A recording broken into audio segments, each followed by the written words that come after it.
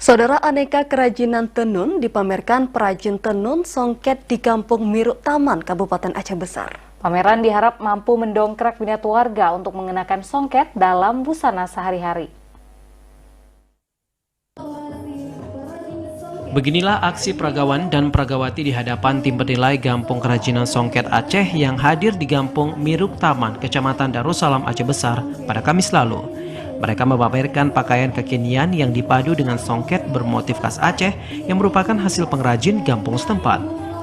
Tidak hanya pakaian, sejumlah tas hasil tenun tradisional juga turut dipamerkan. Kegiatan ini merupakan upaya pemerintah Kampung Miruk Taman dalam mendongkrak pemasarannya hasil pengrajin di kampung setempat. Kondisi ini dipicu semakin menurunnya permintaan kain songket Aceh oleh masyarakat pasca pandemi COVID-19 mewabah.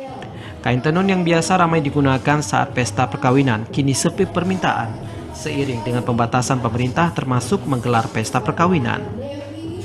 Songket itu dipakai untuk acara keundangan ke pesta. Dengan pandemi begini, kan pesta sudah tidak bolehlah diadakan, agak dibatasi. Jadi dengan begitu, otomatis pembelinya berkurang karena kenapa? Nggak ada tahu pakai kemana. Nah, itu aja kendala selama pandemi.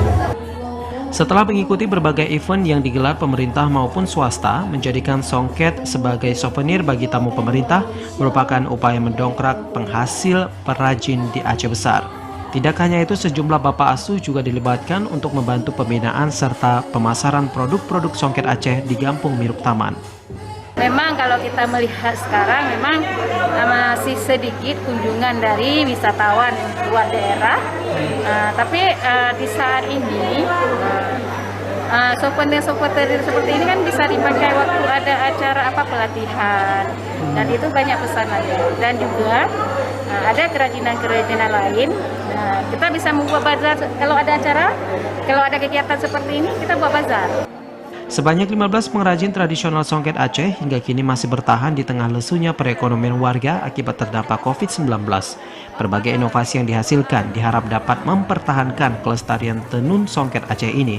Tidak hanya itu, aneka kreasi yang dihasilkan diharap dapat meningkatkan penghasilan perajin tenun songket khas Aceh ini. Dari Aceh Besar, Arman Konadi, TVRI melaporkan.